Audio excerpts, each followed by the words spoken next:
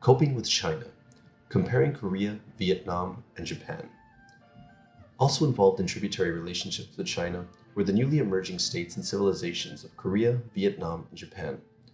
Unlike the northern nomads, these societies were thoroughly agricultural and sedentary. During the first millennium CE, they were part of a larger process, the globalization of civilization, which produced new city and state-based societies in various parts of the world. Proximity to their giant Chinese neighbor decisively shaped the histories of these new East Asian civilizations, for all of them borrowed major elements of Chinese culture. But unlike the native peoples of southern China, who largely became Chinese, the peoples of Korea, Vietnam, and Japan did not. They retained distinctive identities, which have lasted into modern times. While resisting Chinese political domination, they also appreciated Chinese culture and sought the source of Chinese wealth and power. In such ways, these smaller East Asian civilizations resembled the developing Afro-Asian societies of the 20th century, which embraced modernity and elements of Western culture, while trying to maintain their political and cultural independence from the European and American centers of that modern way of life. Korea, Vietnam, and Japan, however, encountered China and responded to it in quite different ways. Korea and China. Immediately adjacent to northern China, the Korean peninsula and its people have long lived in the shadow of their imposing neighbor. Temporary Chinese conquest of northern Korea during the Han Dynasty and some colonization by Chinese settlers provided an initial channel for Chinese cultural influence, particularly in the form of Buddhism. Early Korean states, which emerged in the 4th through 7th century CE, all referred to their rulers with the Chinese term Wang.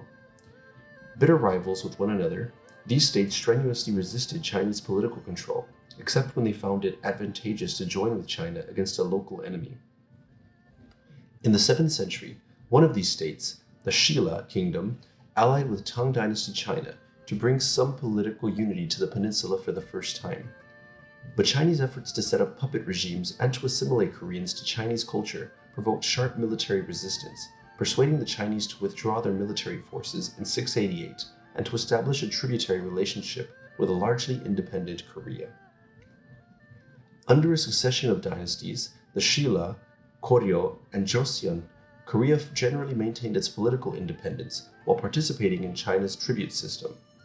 Its leaders actively embraced the connection with China, and especially during the Shilla dynasty, sought to turn their small state into a miniature version of Tang China. Tribute missions to China provided legitimacy for Korean rulers and knowledge of Chinese court life and administrative techniques, which they sought to replicate back home. A new capital city of Kumsong was modeled directly on the Chinese capital of Chang'an. Tribute missions also enabled both official and private trade, mostly in luxury goods, such as ceremonial clothing, silks, fancy teas, Confucian and Buddhist texts, and artwork, all of which enriched the lives of a Korean aristocracy that was becoming increasingly Chinese in culture. Thousands of Korean students were sent to China, where they studied primarily Confucianism, but also natural sciences and the arts. Buddhist monks visited centers of learning and pilgrimage in China and brought back popular forms of Chinese Buddhism, which quickly took root in Korea. Schools for the study of Confucianism, using texts in the Chinese language, were established in Korea. In these ways, Korea became a part of the expanding world of Chinese culture, and refugees from the peninsula's many wars carried Chinese culture to Japan as well. These efforts to plant Confucian values and Chinese culture in Korea had what one scholar has called an overwhelmingly negative impact on Korean women, particularly after 1300. Early Chinese observers noticed and strongly disapproved of free choice marriages in Korea, as well as the practice of women singing and dancing together late at night. With the support of the Korean court, Chinese models of family life and female behavior, especially among the elite, gradually replaced the more flexible Korean patterns. Earlier, a Korean woman had generally given birth and raised her young children in her parents' home, where she was often joined by her husband. This was now strongly discouraged, for it was deeply offensive to those who espoused Confucian orthodoxy, which held that a married woman belonged to her husband's family. Some Korean customs, funeral rites in which a husband was buried in the sacred plot of his wife's family, the remarriage of widowed or divorced men, and female inheritance of property, eroded under the pressure of Confucian orthodoxy. So too did the practice of plural marriages for men. In 1413, a legal distinction between primary and secondary wives required men to identify one of their wives as primary. Because she and her children now had special privileges and status, sharp new tensions emerged within families. Korean restrictions on elite women, especially widows, came to exceed even those in China itself. Still, Korea remained Korean. After 688, the country's political independence, though periodically threatened, was largely intact. Chinese cultural influence, except for Buddhism, had little impact beyond the aristocracy and certainly did not penetrate the lives of Korea's serf-like peasants. Nor did it register among Korea's many slaves, amounting to about 1/3 of the country's population by 1100. In fact, Korean Buddhist monasteries used slaves to cultivate their lands. A Chinese-style examination system to recruit government officials, though encouraged by some Korean rulers, never assumed the prominence that it gained in Tang and Song dynasty China. Korea's aristocratic class was able to maintain an even stronger monopoly on bureaucratic office than its Chinese counterpart did. And in the 1400s, Korea moved towards greater cultural independence by developing a phonetic alphabet known as Hangul for writing the Korean language. Although resisted by conservative male elites who were long accustomed to using the more prestigious Chinese characters to write Korean, this new form of writing gradually took hold, especially in private correspondence, in popular fiction, and among women. Clearly part of the Chinese world order, Korea nonetheless retained a distinctive culture, as well as a separate political existence. Vietnam and China. At the southern fringe of the Chinese cultural world, the people who eventually came to be called Vietnamese had a broadly similar historical encounter with China. As in Korea, the elite culture of Vietnam borrowed heavily from China, adopting Confucianism, Taoism, Buddhism, administrative techniques, the examination system, artistic and literary styles, even as its popular culture remained distinctive. And like Korea, Vietnam achieved political independence while participating fully in the tribute system as a vassal state. But there were differences as well. The cultural heartland of the Vietnam in Red River Valley was fully incorporated into the Chinese state for more than 1,000 years, far longer than corresponding parts of Korea. Regarded by the Chinese as southern barbarians, the Vietnamese were ruled by Chinese officials who expected to fully assimilate the rich rice-growing region into China culturally as well as politically. To these officials, it was simply a further extension of the southward movement of Chinese civilization. Thus, Chinese-style irrigated agriculture was introduced. Vietnamese elites were brought into the local bureaucracy and educated in Confucian-based schools. Chinese replaced the local language in official business. Chinese clothing and hairstyles became mandatory, and large numbers of Chinese, some fleeing internal conflicts at home, flooded into the relative security of what they referred to as the pacified South, while often despising the local people. The heavy pressure of the Chinese presence generated not only a Vietnamese elite thoroughly schooled in Chinese culture, but also periodic rebellions, on several occasions led by women. The weakening of the Tang dynasty in the early 10th century CE finally enabled a particularly large rebellion to establish Vietnam as a separate state, though one that carefully maintained its tributary role, sending repeated missions to do homage at the Chinese court. Nonetheless, successive Vietnamese dynasties found the Chinese approach to government useful, styling their rulers as emperors, claiming the mandate of heaven, and making use of Chinese court rituals, while expanding their state steadily southward. More so than in Korea, a Chinese-based examination system in Vietnam functioned to undermine an established aristocracy, to provide some measure of social mobility for commoners, and to create a merit-based scholar gentry class to staff the bureaucracy. Furthermore, members of the Vietnamese elite class remained deeply committed to Chinese culture, viewing their own country less as a separate nation than as a southern extension of a universal civilization, the only one they knew. Beyond the elite, however, there remained much that was uniquely Vietnamese, such as a distinctive language, a fondness for cockfighting, and the habit of chewing betel nuts.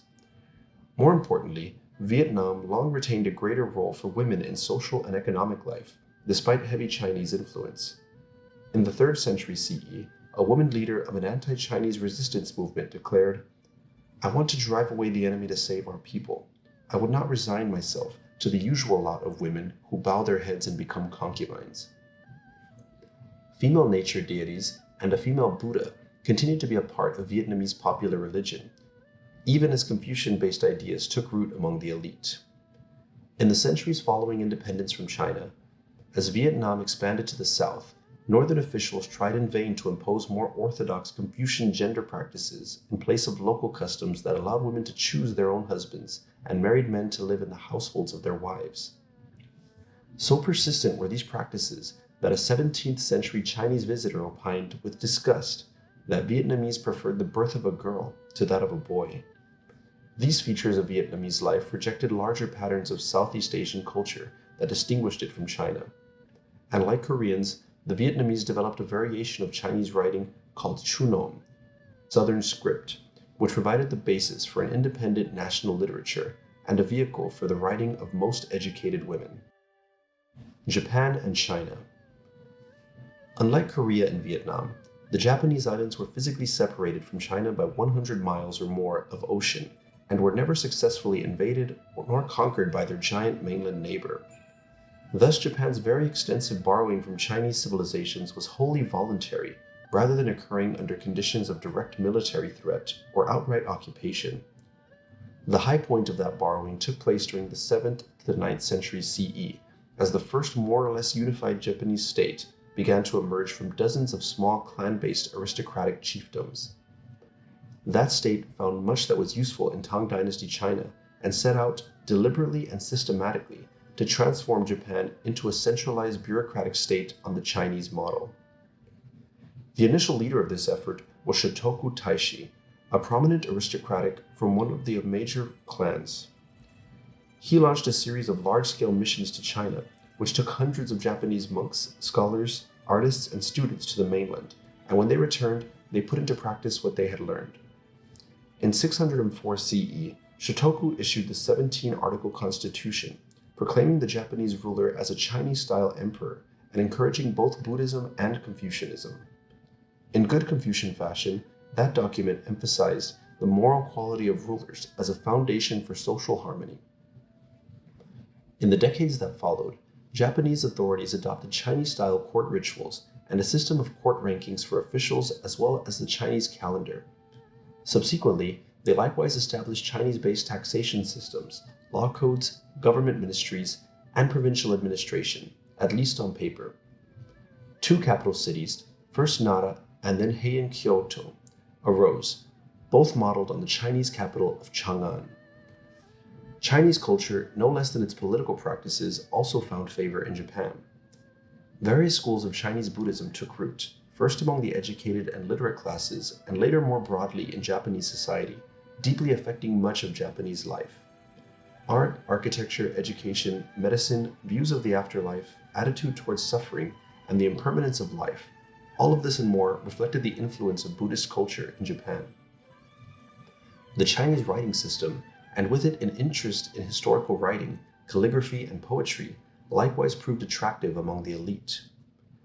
The absence of any compelling threat from China made it possible for the Japanese to be selective in their borrowing. By the 10th century, deliberate efforts to absorb additional elements of Chinese culture diminished, and formal tribute missions to China stopped, although private traders and Buddhist monks continued to make the difficult journey to the mainland. Over many centuries, the Japanese combined what they had assimilated from China with elements of their own tradition into a distinctive Japanese civilization, which differed from Chinese culture in many ways. In the political realm, for example, the Japanese never succeeded in creating an effective centralized and bureaucratic state to match that of China. Although the court and the emperor retained an important ceremonial and cultural role, their real political authority over the country gradually diminished in favor of competing aristocratic families, both at court and in the provinces. A Chinese-style university trained officials, but rather than serving as a mechanism for recruiting talented commoners into the political elite, it enrolled students who were largely the sons of court aristocrats. As political power became increasingly decentralized, local authorities developed their own military forces, the famous samurai warrior class of Japanese society.